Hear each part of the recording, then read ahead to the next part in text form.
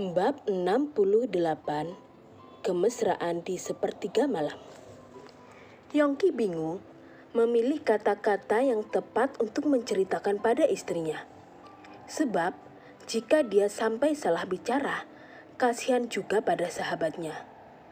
"Mas, kenapa sih sejak tadi bengong terus? Ada apa?" Sela Indria tidak sabar. "Miftah tadi datang kemari, sekedar ingin melihat Safira.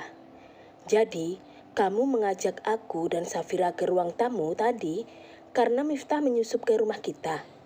Pekik Indria bergidik merinding. "Iya, dia kesulitan keluar. Mas, aku tahu Miftah sebenarnya orang baik. Tetapi, jika melakukan hal-hal yang seperti itu, aku tidak akan membelanya lagi. Kamu juga, Mas. Sebagai sahabat bukannya menasihati dan memberikan saran yang baik, malah mendukung perbuatannya," sergah Indria kecewa. "Aku juga tidak mendukung kalau dia melakukan hal yang salah. Tapi Miftah sendiri yang nekat. Aku saja sampai kaget.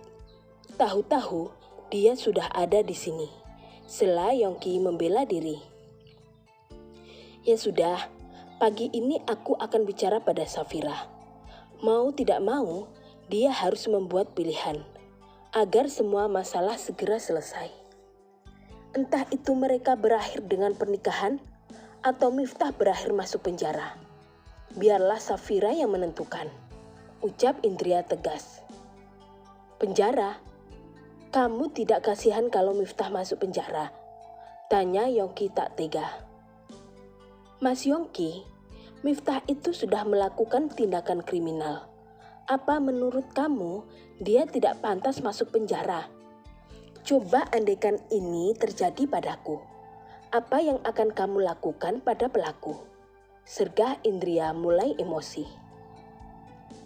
"Tidak masalah, kan aku suamimu. Itu justru menjadi kewajiban bagimu melayaniku setiap saat," jawab Yongki. "Jika pelakunya orang lain, misal temanmu?" tanya Indria lagi. Yongki terdiam. Jika hal itu sampai terjadi, dia sudah akan tak peduli dirinya akan masuk penjara. Jangankan sampai tahap melecehkan, andaikan berani menyentuh baju saja, sudah dihantam. "Kenapa dia, Mas?" "Makanya, jangan hanya dilihat dari Miftah sebagai sahabat kamu. Tapi, juga bayangkan posisi Safira. Dia baru berusia 18 tahun. Dia masih sangat lugu dan juga..." "Astagfirullah, aku tidak bisa berkata-kata lagi," keluh Indria. "Maafkan aku, nanti aku akan bilang pada Miftah untuk datang kemari. Mari kita semua selesaikan masalah ini. Tetapi, tetap saja aku berharap mereka berdua menikah, hidup bahagia dan tidak saling tersakiti," bujuk Yongki sambil memeluk istrinya yang sudah menangis. "Aku tidak mau memaksa Safira. Aku tahu dia pasti trauma berat. Biarlah dia menentukan pilihannya sendiri," balas Indria. "Iya, kalau gitu jangan nangis lagi dong," bujuk Yongki. "Aku kesal, Mas. Kenapa lelaki seperti itu?" rengek Indria teringat malam pertama yang buruk. "Kamu pasti teringat malam pertama kita kan? Padahal sudah aku tebus dengan malam yang romantis. Tapi kamu masih saja sering ingat-ingat ini. Bagaimana kalau sekarang aku tebus lagi?" goda Yongki. Indria memukul bahu suaminya. Betapa semakin kesal dia akan suaminya yang bisa-bisanya menggoda dalam situasi yang seperti ini. Yongki tertawa. Dia memeluk istrinya erat sekali. "Jangan ngambek ah, kasihan anak kita nanti jadi ikutan sedih loh," bujuk Yongki. Kamu yang selalu membuat aku sedih, Mas, balas Indria. Yongki melepaskan cadar istrinya, kemudian juga jilbab sang istri. Kau tahu betapa beruntungnya aku memiliki istri yang sangat cantik, solehah, berhati lembut, penyayang, pintar segalanya. Jadi betapa bodohnya aku kalau sampai membuat kamu bersedih. Maafkan aku ya, bujuk Yongki sembari membelai rambut indah sang istri. Jangan sok romantis, Mas. Aku tahu pikiranmu menuju ke arah mana, sindir Indria jutek. Yongki tertawa, berniat mesra-mesraan, justru malah dikacangin. Salat subuh masih cukup lama. Daripada kita berantem, goda Yongki. Indria masih kesal, tetapi suaminya sudah langsung main nyosor saja. Mas, kamu tidak tahu malu, protes Indria. Iya, aku memang tidak tahu malu, jawab Yongki tak peduli dengan penolakan istrinya. Yongki terus dengan semangat membara. Apalagi wajah Indria yang memerah membuat dia semakin nampak seksi. Ini adalah salah satu andalan Yongki. Saat istrinya ngambek, langsung saja tancap gas. Karena setelah itu Indria hanya terdiam dan tersipu malu. Indria sendiri kalau sudah mendapat jurus pesona suami, semua perasaan kesal menjadi hilang. Sebagai lelaki, Yongki sangat pandai membuat istrinya berbunga-bunga dan bahagia lahir batin. Selesai bercinta, mereka berdua tidur sejenak sambil berpelukan. Indria sendiri lebih nyaman seperti itu. Walau ada banyak bantal, tidak ada yang bisa mengalahkan kenyamanan lengan suaminya. Mas, adzan subuh, ucap Indria. Sebentar lagi, 5 menit saja, jawab Yongki masih mengantuk. Kita juga harus mandi dulu loh, timpal Indria. Iya, kita mandi bersama ya, pinta Yongki. Gak mau, aku mandi duluan saja, sela Indria. Karena jika mandi bersama suaminya, juga tidak akan tinggal diam. Fantasi Yongki terlalu tinggi. Kecerdasan otaknya selalu muncul di setiap saat. Nanti bisa terlambat kalau tidak buru-buru mandi. Sergah Yongki langsung berdiri. Indria mengalah.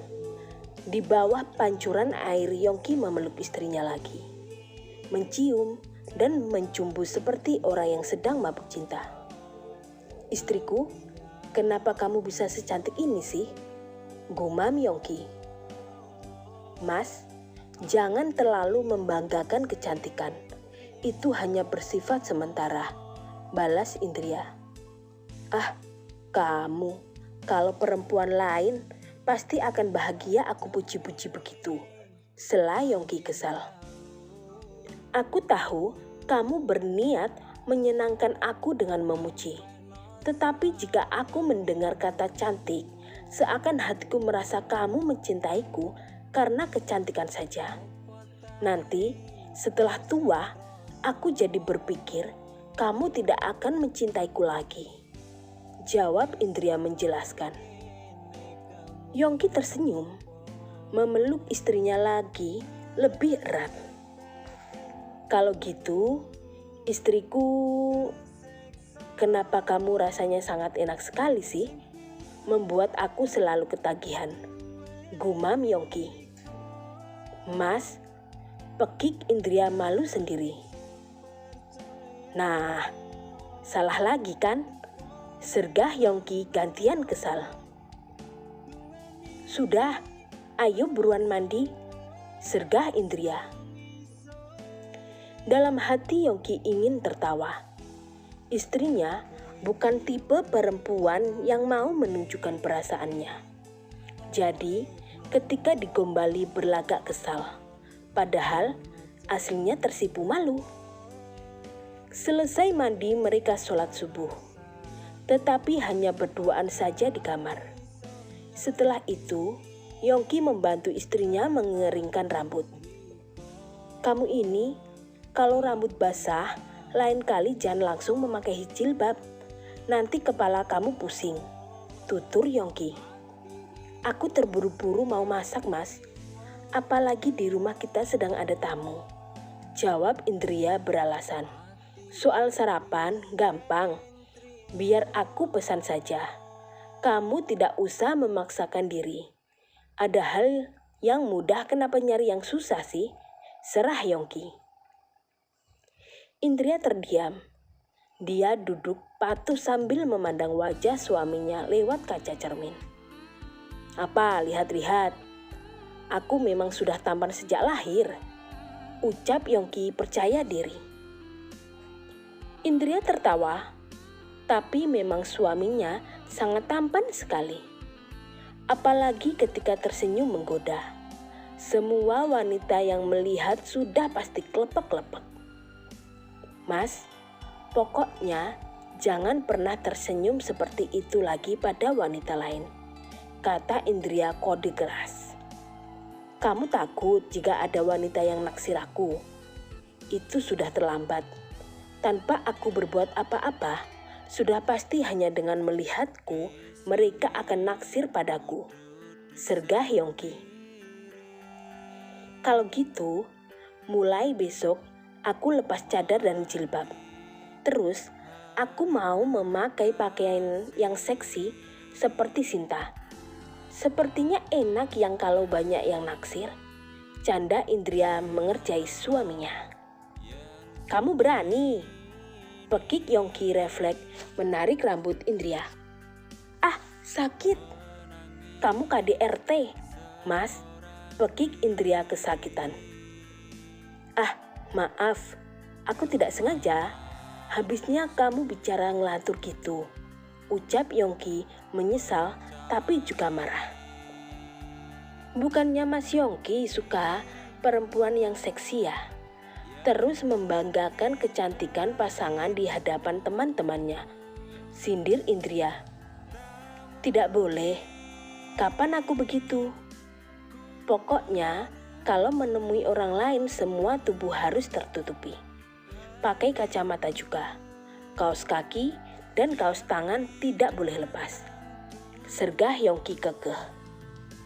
Indria tersenyum. Baginya cinta adalah seperti ini, menjaga istrinya sendiri. "Tapi kalau di kamar berduaan denganku, cukup pakai lingerie saja," bisik Yongki tepat di kuping Indria. Seketika Indria terlonjak kaget. Dia berdiri dan memukul bahu suaminya. "Hayo, kamu yang KDRT padaku," sergah Yongki. "Habisnya kamu gitu sih, Mas," sela Indria. "Gitu kenapa? Memangnya aku salah?" tantang Yongki. Indria terdiam menunduk malu. "Kamu sering loh memukul aku. Kalau tidak minta maaf bisa dosa," sindir Yongki. "Aku minta maaf. Aku refleks, Mas. Lain kali itu," ucap Indria. Yongki menahan tawa. Istrinya minta maaf, tetapi di akhir kalimat juga menyalahkan dirinya. "Baiklah, kalau memang tulus minta maaf, cium aku," pinta Yongki. "Nah kan, mulai lagi deh," balas Indria. "Ya sudah kalau gitu, jangan salahkan aku jika malaikat marah padamu," sela Yongki berlalu pergi. Indria langsung menahan lengan Yongki dan merangkul lehernya. Kemudian Indria memberanikan diri. Bagus, batin Yongki sangat senang dan tidak akan melepaskan istrinya semudah itu.